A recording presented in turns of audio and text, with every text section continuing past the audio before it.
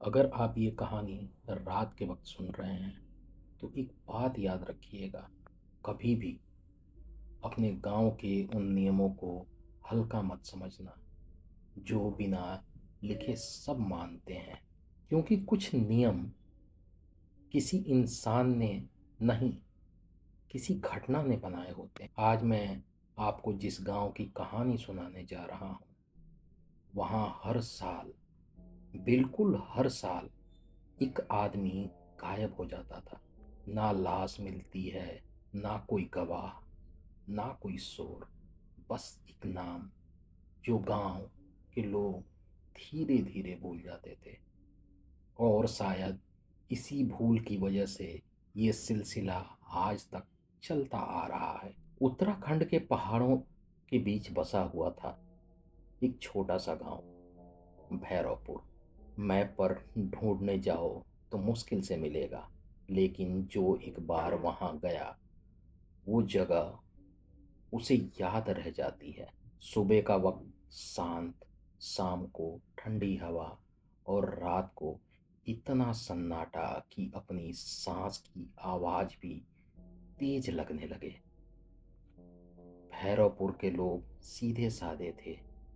जमीनी काम था, लेकिन मेहनत और ईमानदार। गांव के बाहर एक पुरानी नदी बहती थी जिसका नाम था कालंदी।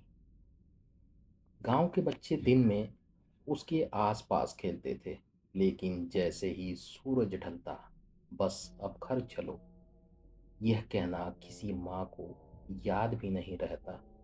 ये तो गांव की परंपरा बन चुकी थी। भैरवपुर का सबसे बड़ा नियम था, सूरज डूबने के बाद कोई भी कालंदी के पास नहीं जाएगा। ना नहाने, ना मछली पकड़ने, ना ही घूमने। अगर किसी की शादी से लौटते वक्त लेट हो जाओ तो लेट हो जाओ, लेकिन कालंदी के पास मत जाओ। कोई पूछता क्यों तो एक ही जवाब मिलता, बस पुरानी बात है। गांव वाले कहानी बताना पसंद नहीं करते थे, जैसे वो बात कहने से ही किसी पुरानी चीज को जगा देंगे। इस कहानी का पहला नाम था रघु। रघु कोई अजनबी नहीं था, 30 साल का, शहर से वापस आया हुआ आदमी। कहते हैं शहर उसे रास नहीं आया, या शायद शहर ने उसे ठुकरा दिया। रघु को गांव के नियम अजीब लगते थे। अरे नदी ही तो है, रात को भी वहीं रहेगी, दिन में रहती है। वो अक्सर मजाक उड़ाता था, गांव वाले चुप रहते थे।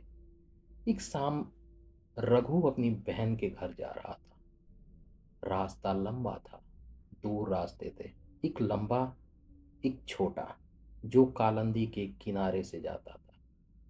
सूरज डूब चुका था। गांव के बूढ़े ने आवाज दी, रघु, उधर मत जाओ।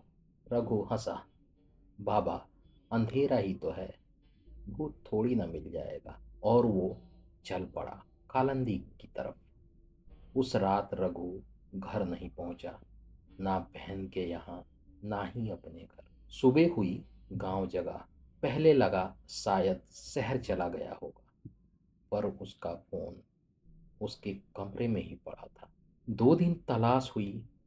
नदी का पानी कम था, जंगल छान मारा, कुछ भी नहीं मिला।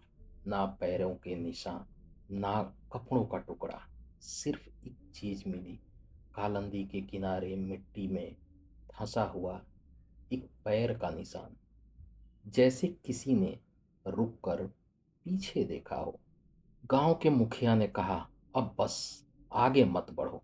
पुलिस को बताया गया, पर रिपोर्ट में लिखा गया व्यक्ति लापता, संभवतः शहर चला गया। कुछ दिन बाद रघु का नाम लेना बंद हो गया, जैसे वो कभी था ही नहीं। बस रात के वक्त जब हवा तेज चलती तो कुछ लोग कहते, आज नदी ज्यादा आवाज कर रही है, पर कोई कुछ बोलता नहीं। ये तो सिर्फ पहला नाम था। गांव के लोग जानते थे ये आखिरी नहीं, क्योंकि भैरवपुर में हर साल एक नाम चुपचाप मिट जाता है, और अगले साल एक नया नाम जुड़ जाता है। पर अगला आदमी शहर का नहीं होगा, वो गांव का ही होगा। और नियम वो नियम तोड़ने नहीं, सच ढूंढने जाएगा। और वहीं से ये कहानी असल में शुरू हो। साल रघु गायब हुआ था नदी के किनारे, बिना किसी निशान के। गांव ने चुप रहना सीख लिया। पर ये चुप ज्यादा दिन कहाँ चलने वाला था, क्योंकि अगला जो आदमी गायब हुआ वो शहर का नहीं था। वो इसी मिट्टी में पैदा हुआ था, इसी मिट्टी में पला बड़ा था। और उसका नाम था महेश। महेश भैरवपुर का स्कूल मास्टर था। पढ़ा लिखा था, शांत, और हर बात का जवाब लॉजिक से ढूंढने वाला। वो अंधविश्वास में विश्वास नहीं करता था। रघु के गायब होने के बाद महेश ही था जो खुलकर बोला, अगर कोई नियम है तो उसके पीछे कोई तो वजह होगी। गांव वालों को महेश पर भरोसा था, वो उनका अपना था। लेकिन इसी भरोसे ने उसे उस रास्ते पर ला खड़ा किया जहां से वापस आना बहुत कम लोगों के नसीब में होता है। महेश ने पहली बार गांव की पंचायत में सवाल उठाया, आखिर ये नियम बनाया कौन, कौन बना के गया। पंचायत में सन्नाटा छा गया। महेश ने बस इतना कहा, कुछ सवाल रहने चाहिए और कुछ जवाब बने होने चाहिए। उस दिन के बाद गांव के बुजुर्ग महेश से बात कम करने लगे, जैसे वो किसी सीमा को पार कर चुका हो। महेश को स्कूल के स्टोर रूम में एक पुरानी धूल भरी डायरी मिली। डायरी किसी 1950 के टीचर की थी। उसमें लिखा था, इस गांव के पास बहने वाली नदी पहले कालंदी नहीं कहलाती। महेश का दिल तेज धड़कने लगा। डायरी में लिखा था कि लगभग 70 साल पहले नदी के पास एक घटना हुई थी। एक रात 3 लोग, और सुबह कोई जिंदा नहीं मिला। नाम मिटा दिए गए थे। और उस दिन के बाद गांव में पहली बार ये नियम बना, सूरज ढलने के बाद नदी के पास कोई नहीं जाएगा। महेश ने फैसला कर लिया, वो नदी के पास जाएगा बिना किसी को बताए। उसने सोचा, अगर मैं डर गया तो बच्चों को क्या सिखाऊंगा। उस रात भैरवपुर में चांद आधा था, हवा ठंडी थी, और कालंदी की आवाज आज कुछ ज्यादा ही तेज लग रही थी। महेश जैसे ही नदी के पास पहुंचा, उसने महसूस किया, ये जगह दिन में जैसी होती है रात में वैसी बिल्कुल नहीं लगती। पानी का रंग काला था, और बीच बीच में जैसे किसी चीज के डूबने की आवाज आ रही हो। महेश ने टॉर्च जलाई, तब उसकी रोशनी पड़ी नदी के दूसरे किनारे। वहां कुछ खड़ा था, इंसान जैसा, पर पूरा नहीं। महेश ने आवाज लगाई, कौन है वहां। कोई जवाब नहीं आया। पर उसी पल नदी की हवा अचानक ठंडी हो गई। फिर चारों तरफ सन्नाटा छा गया। महेश ने एक कदम आगे बढ़ाया, और तब उसने देखा, नदी के पानी में किसी का चेहरा उभर रहा था। आंखें खुली हुई, लेकिन सांस नहीं। चेहरा धीरे धीरे ऊपर आया। महेश पीछे हटा। हाथ हिल रहे थे, जैसे वो कुछ कहना चाहता हो। महेश का गला सूख गया, और तब उसने पहचान लिया, वो रघु था।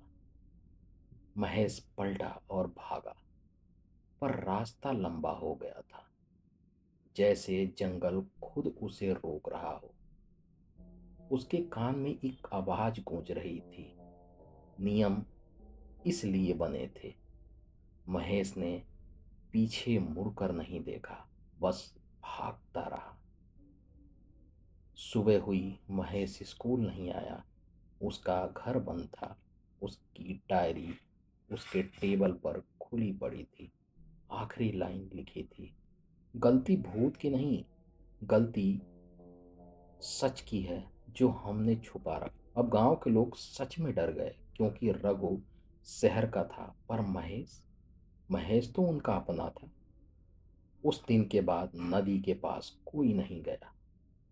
पर रात को लोग कहते हैं, दो आवाजें सुनाई देती हैं, एक रघु की और एक महेश की। रघु गायब हुआ, फिर महेश जो सच ढूंढने निकला था। दो नाम, दो आवाजें, और कालंदी का वो किनारा जहां रात को हवा भी सांस रोक लेती थी।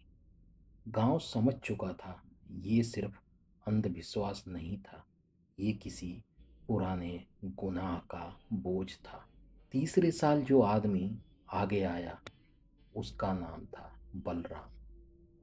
गांव का सबसे बुजुर्ग, 70 साल का, 70 साल का शरीर, पर यादें इतनी भारी कि रात को सो भी नहीं पाता था। बलराम ही था जो उस रात जिंदा बचा था, 1950 वाली रात का गवाह। महेश के गायब होने के बाद बलराम ने पहली बार कहा, अब और चुप रहा तो गांव खुद गायब हो जाएगा। पंचायत बुलाई गई। बलराम का गला कांप रहा था, पर आवाज साफ थी। 70 साल पहले कालंदी का नाम कुछ और था, देवंदी।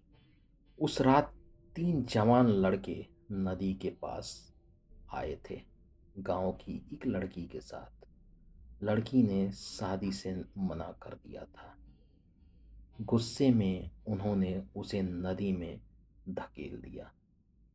पानी शांत था, पर सुबह लड़की का शव मिला, और उन तीनों का भी, बिना चोट, बिना निशान, बस आंखें खुली हुई। गांव वालों ने सच छुपा दिया, नाम मिटा दिया, नदी का नाम बदल दिया, और एक नियम बना, सूरज ढलने के बाद कोई देवंदी या अब कालंदी के पास नहीं जाएगा, क्योंकि उन्हें लगता था नदी याद रखती है। जो भी उस रात के बारे में पूछता, वो या तो चुप करा दिया जाता, या गांव छोड़ने पर मजबूर होता। बलराम जानता था अगला नंबर उसका ही था। आज अगर मैं नहीं गया तो कल किसी और का नाम होगा।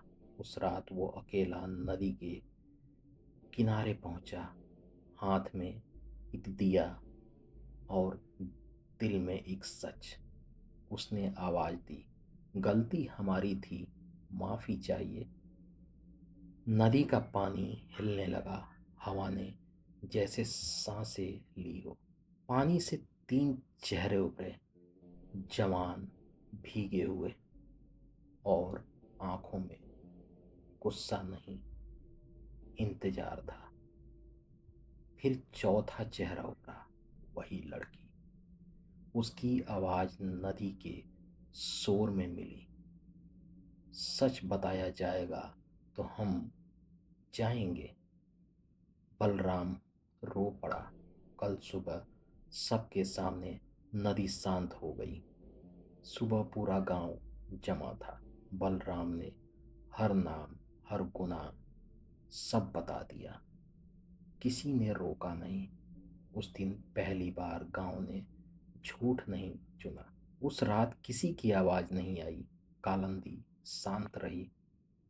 महेश वापस नहीं आया, रघु भी नहीं।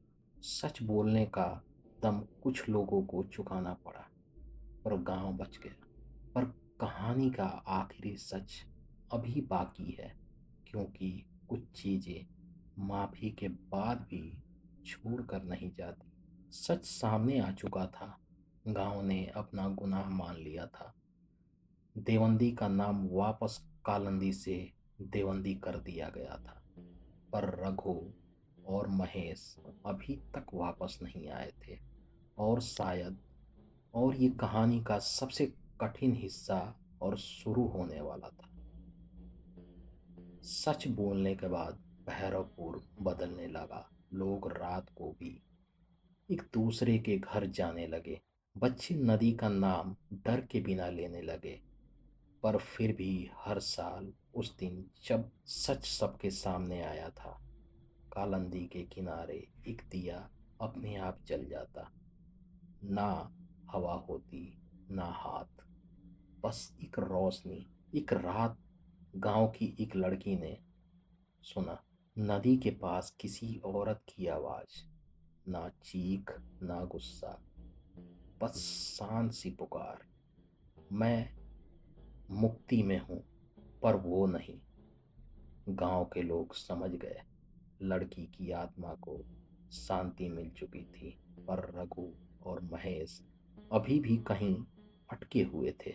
स्कूल के पुराने कमरे को साफ करते वक्त महेश की डायरी का आखिरी पन्ना मिला। इस बार लिखा था, सच बोलना काफी नहीं होता, जो सच के लिए गए उन्हें याद रखना भी जरूरी होता है। डायरी के साथ दो पत्थर मिले, नदी के किनारे के, और उसके पीछे लिखा था, जब तक हम उनका नाम हर साल याद नहीं रखेंगे, नदी उन्हें छोड़ नहीं पाएगी। गांव वालों ने पहली बार बिना लाश के श्राद्ध किया। रघु और महेश दोनों के नाम लेकर नदी के पास दो दिया जलाया गया। पहली बार किसी ने डर के बिना उस जगह पर कदम रखा। और उस रात नदी में आवाज नहीं। सुबह देवंदी के किनारे दो चीजें मिली, रघु का पुराना कंघा और महेश की घड़ी। पानी शांत था, जैसे किसी ने बोझ उतार दिया हो। अब भैरवपुर में कोई आदमी गायब नहीं होता, पर हर साल उस रात गांव के लोग देवंदी के किनारे जाकर दो दिया जलाते हैं, डर से नहीं, याद से। हर भूत बदला नहीं चाहता, कुछ सिर्फ भूल जाने से डर जाते हैं। और शायद इसीलिए भैरवपुर आज भी जिंदा है, क्योंकि जिन गांवों में सच और याद दोनों जिंदा रहते हैं, वहाँ कभी सिर्फ अंधेरा नहीं रहता। अगर आपको भी लगता है कि आपके गांव में भी कोई ऐसी कहानी छुपी है, तो लिखिए। तब तक डरते रहिए और देखते रहिए कहानी और हकीकत।